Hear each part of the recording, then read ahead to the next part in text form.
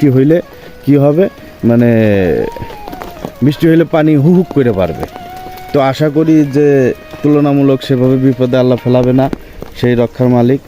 আর regular বর্ষা হওয়ার হঠাৎ প্রাপ্তি বর্ষা, এগুলো তো আসলে মানুষের জন্য জনজীবনে বিপর্যয় টেনে নিয়ে আসে এবং বিপদ চলে আসে। তো যাই হোক, তো আশা করব যা হয়েছে আগামীতে ফেনী, নোয়াখালী, খাগড়াছড়ি, বান্দরবন, কক্সবাজার এসব জায়গায় ইনশাল্লাহ হবে না। আশা করি সরকার, উপদেষ্টা প্রধান অবশ্যই কোনো সামনের দিকের জন্য ব্যবস্থা নেবেন।